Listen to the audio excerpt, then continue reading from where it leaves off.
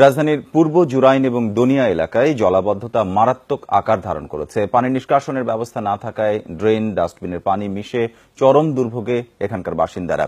তার উপর আশপাশের কলকারখানার বিষাক্ত পানিও মিলেছে সেই পানিতে। ভাড়াটিয়ারা এলাকা ছাড়ছেন, ব্যবসা প্রতিষ্ঠান বন্ধ করতে বাধ্য হচ্ছেন অনেকে। সোহরাব হোসেনের রিপোর্ট, ছবি তুলেছেন শাফিন বাবু।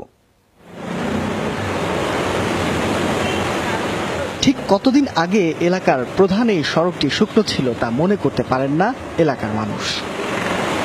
বর্ষায় পানিতে ডুবে থাকে, শুষ্ক মৌসুমেও ড্রেনের পানি উঠে আসে উপরে, যার ফলে কঠিন হয়ে পড়ে জুরাইনের এই সড়ক দিয়ে চলাচল। বছরের পর বছর এই একই অবস্থায়। পায়ের মধ্যে ঘা হয়ে গেছে, এই ঘা হয়ে গেছে, কত কত হাজার হাজার মানুষের এই পানির মধ্যে কষ্ট করতেছে। আমরা যে বিপদগ্রস্ত অবস্থায় আছি এগুলা কাউরে বোঝানো যাবে না।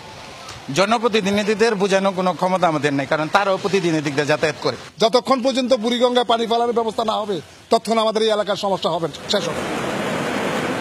জলাবদ্ধতার কারণে জুরাইনের অনেক এলাকাতেই ভাড়াটিয়ার সংখ্যা কমেছে। একই অবস্থা দনিয়ারও। ব্যবসায়ীরা জানান অনেকে ব্যবসা গুটিয়ে নিয়েছেন। হাজার হাজার দোকান আছে, সব দোকান আপনার বন্ধ হয়ে গেছে। ব্যবসা বাণিজ্যের অবস্থা খুবই খারাপ এই পানির জন্য। যা বিক্রি করতাম আগের 3 ভাগের 1 ভাগ এখন বিক্রি করি না, এমন অবস্থা হয়েছে। সরজমিনে দেখা যায় কোথাও কোথাও ড্রেন, ডাস্টবিন মিলেমিশে একাকার।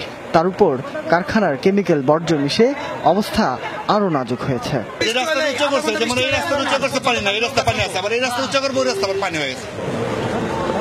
ঢাকা দক্ষিণ সিটি কর্পোরেশনের 52-53 নম্বর ওয়ার্ড আর দনিয়া ইউনিয়নের বেশ কয়েকটি এলাকারই এই একই অবস্থা।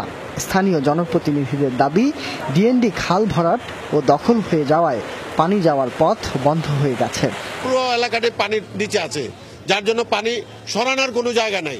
একমাত্র উপায় হলো পাম্প দিয়ে যদি এই পানিগুলি সেচের মাধ্যমে বুড়িগঙ্গা নদী এবং শীতলক্ষা নদীতে ফেলা হয়, তাহলে এই এলাকার মানুষের নাগরিক সুবিধা নিশ্চিত হবে। এটি একটি ড্রেন আর পাশেই রাস্তা। এই ড্রেন আর রাস্তার পানির মধ্যে পার্থক্য করা একেবারে দায়। কি কারণে ড্রেনের পানি এবং রাস্তায় জমে থাকা পানি মিলেমিশে হয়ে গেছে একাকার।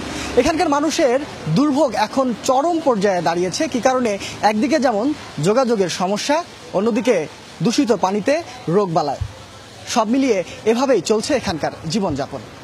সোহরাব হোসেন, যমুনা নিউজ, পূর্ব জুরাইন, ঢাকা।